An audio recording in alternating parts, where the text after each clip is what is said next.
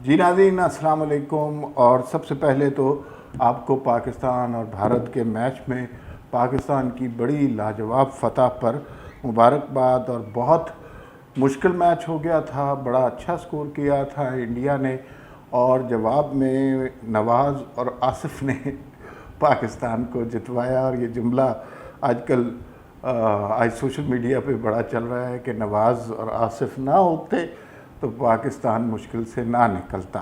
تو یہ کچھ سیاست کے کانٹیکسٹ میں ہے، کچھ کرکٹ کے کانٹیکسٹ میں ہے، لیکن بھئی سارے پاکستانیوں کو بہت بڑی خوشخبری ملی ہے، بہت مبارکباد ہو۔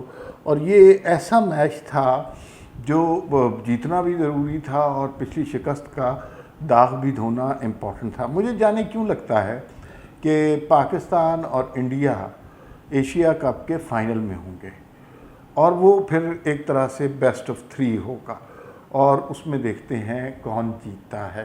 تو let's keep our fingers crossed, اور دیکھتے ہیں آگے کیا بنتا ہے۔ بہت زبردست میچ ہوا اور اچھی کرکٹ ہوئی۔ دوسری، عمران خان صاحب نے آج جلسے سے خطاب کیا، اور بس یوں سمجھ لیجئے کہ آج انہوں نے بم کو لات مار دی اور شہباز گل سے زیادہ خطرناک بیان دے دیا۔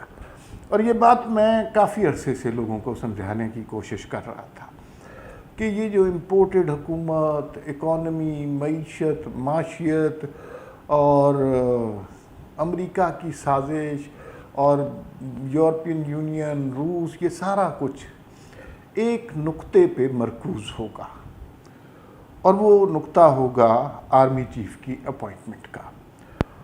اور اس کے لیے عمران خان صاحب نے کینڈیڈیٹ سوچا ہوا تھا۔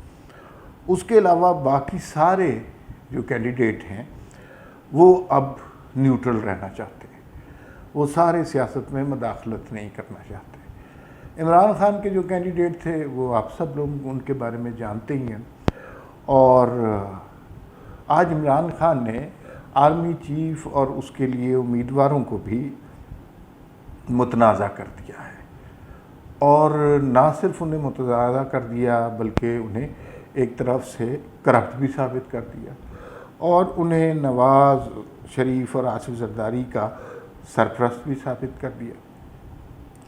وہ سارے الزامات دے دیے جن سے اب فوج بچنا چاہتی ہے، اور یہ بہت خطرناک بیان ہے۔ اس پہ فوج کے حلقوں میں بہت غصہ پایا جاتا ہے، اور یہ نہیں ہو سکتا کہ عمران خان ہر حد کو کراس کرتے جائیں۔ اور مجھے یاد ہے کہ آخر میں الطاف حسین صاحب بھی اس طرح کی باتیں کرنے لگ گئے تھے، اور پھر ان پہ پابندیاں لگ گئی تھیں، اور پھر وہ ملکی سیاست میں اس طرح حصہ نہیں لے سکے۔ اور ایک زمانے میں ان کا اتنا روب تھا کہ ان کی مرضی سے ٹی وی چینل چلتے بند ہوتے تھے، اور یہی حال عمران خان کا ہونے والا ہے۔ آج کے بعد مجھے عمران خان کا سیاسی مستقبل کوئی خاص نظر نہیں آتا، اور مجھے لگتا ہے کہ اب وہ اس ریڈ لائن کو کراس کر گئے ہیں جو اب فوج کے ادارے کے اندر جا کر دخل دیتی ہے، اور فوج کبھی بھی اس طرح کی مداخلت کو پسند نہیں کرتی۔ وہ سیاست میں مداخلت کی ہے انہوں نے، لیکن اپنے معاملات میں مداخلت کبھی بھی پسند نہیں کی۔ عمران خان نے جو آج بیان دیا اس سے کیا نتیجہ نکلا؟ اس سے نتیجہ یہ نکلا کہ انہوں نے کہا کہ اپنی مرضی کا آرمی چیف لگانا چاہتے ہیں یہ، اور اگر کوئی محب وطن آرمی چیف آ گیا تو وہ ان کو چھوڑے گا نہیں۔ اس کا مطلب ہے کہ باقی سارے جو جرنیل ہیں وہ محب وطن نہیں ہیں، یا وہ وطن سے پیار نہیں کرتے، یا اس وطن کے لیے قربانی دینے کا جذبہ نہیں رکھتے، یا پھر وہ کرپٹ ہیں، یا پھر وہ چور ہیں، اور کوئی ایک بیچ میں چھپا ہوا جو عمران خان کا منظور نظر ہے، اصل میں وہی محب وطن ہے۔ اور یہ فوج کے لیے بڑی خطرناک بات ہے۔ یہ اسی طرح کی بات ہے جس طرح شہباز گل نے کی تھی کہ نیچے والے رینکس والے تو عمران خان کے ساتھ ہیں، یہ اوپر والے جو ہیں یہ عمران خان کو پسند نہیں کرتے۔ اب یہ صورتحال خطرناک ہے، اور جو شہباز گل کے ساتھ ہوا ہے مجھے خدشہ ہے کہ اب وہ عمران خان کے ساتھ بھی ہو سکتا ہے۔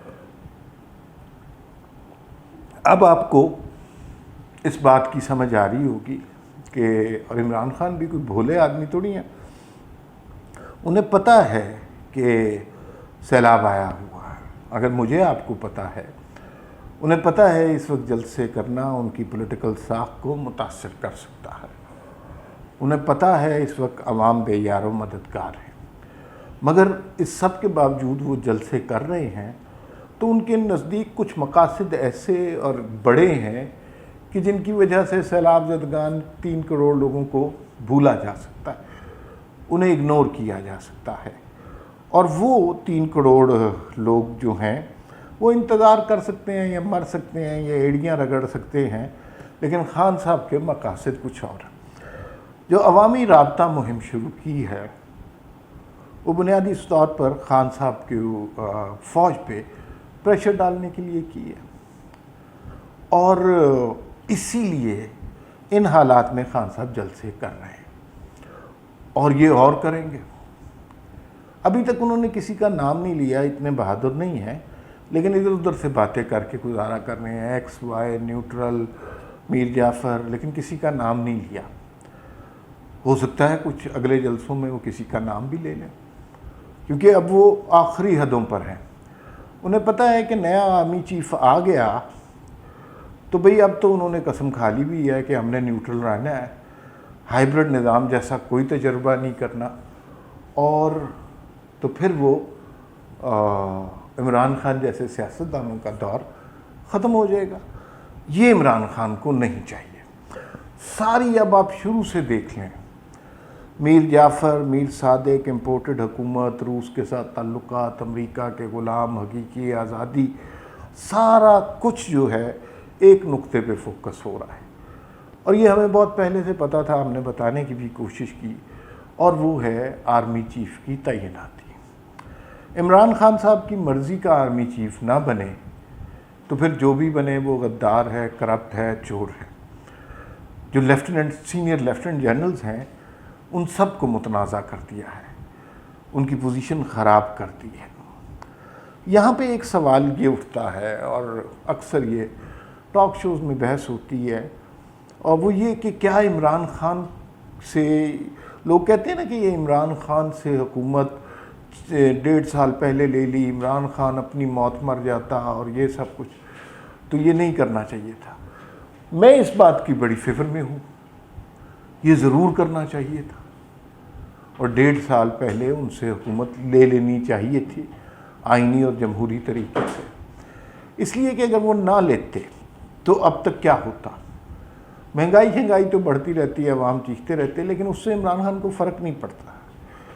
عمران خان نے اپنا الیکشن کمشنر لگانا تھا، اپنا چیئرمین نیب لگانا تھا، اپنا آرمی چیف لگانا تھا، اپنی مرضی کے ججز لگانے کی کوشش کرنی تھی، ایسے ججز جو غیر متنازع ہیں، جو سچ بولتے ہیں، ان کو متنازع کرنا تھا، اور قاضی فائز عیسیٰ صاحب کے کیس میں ہم نے وہ دیکھ لیا وہ کیا کر رہے تھے، اور پورے سسٹم اوورسیز پاکستانیز کو ووٹ کا حق دینا تھا، ای وی ایم مشینیں اور ان کے ذریعے ہیکنگ کی کوشش کرنی تھی، پورا سسٹم عمران خان نے ہائی جیک کر لینا تھا۔ اب جو عمران خان کے ساتھ ہو رہا ہے وہ نہیں ہونا تھا، اور پھر عمران خان نے 10-15 سال یہیں پہ رہنا تھا، اور سنگل پارٹی ڈیموکریسی بنانے کی کوشش کرنی تھی، اور سنگل پارٹی ڈیموکریسی نہیں ہوتی، وہ آمریت ہوتی ہے۔ تو وہ سارا منصوبہ ناکام گیا۔ ہنسی بھی آتی ہے، دکھ بھی ہوتا ہے ان لوگوں پہ جنہوں نے اس شخص کے اوپر اتنا اعتبار کیا، اس کو پالا پوسا، اس کے لیے الیکشن لڑے، اس کے لیے میڈیا مینیج کیا، اس کے لیے عدالتوں سے فیصلے کروائے، اس کو وزیر اعظم بنوایا، اور وہی شخص آپ کے لیے سوہانے روح بن گیا ہے۔ آپ کے ادارے کے لیے سب سے بڑی امبیرسمنٹ عمران خان بن گیا ہے۔ تو پھر اب جو ہے عمران خان کے مقابلے میں فوج دیکھے تو نواز شریف نے تو فوج کے ساتھ ایسا نہیں کیا تھا، آصف زرداری نے تو ایسا نہیں کیا تھا. اور اگر آج کے بعد عمران خان کو روکا نہیں جاتا اور کچھ قوتیں روک رہی ہیں، اس پہ ہم بہت بات کریں، تو عمران خان ایک سٹیپ اور آگے جائیں گے، اس سے اگلے جلسے میں ایک سٹیپ اور آگے جائیں گے. تو یہ اب آپ نے خود ڈیسائیڈ کرنا ہے کتنی ہزیمت آپ برداشت کر سکتے ہیں، کتنی تذلیل آپ پسند کریں گے، کتنی تضحیک کی حدیں آپ کراس کرنا چاہتے ہیں. دکھ ہوتا ہے، نواز شریف کو تو ایک اقامے کی بیس پہ نکال دیا گیا تھا. 5 سال ہو گئے ہیں نواز شریف کی تقریر اور تصویر پر پابندی عائد کی ہوئی ہے. ایک شخص جو آئین کی پاسداری نہیں کرتا، جو قانون کو نہیں مانتا، جو پارلیمان کو نہیں مانتا، جو فوج کے خلاف توہین آمیز نعرے لگاتا ہے، جو فوج کے لیفٹیننٹ جنرلز کو کرپٹ کہتا ہے، اور وہ کھلم کھلا پھر رہا ہے. تو اب اس پہ فیصلہ کرنا پڑے گا.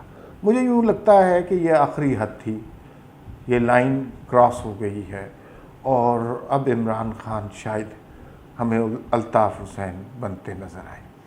پھر وقت اتنا ہی، پھر بات ہوگی. اللہ حافظ.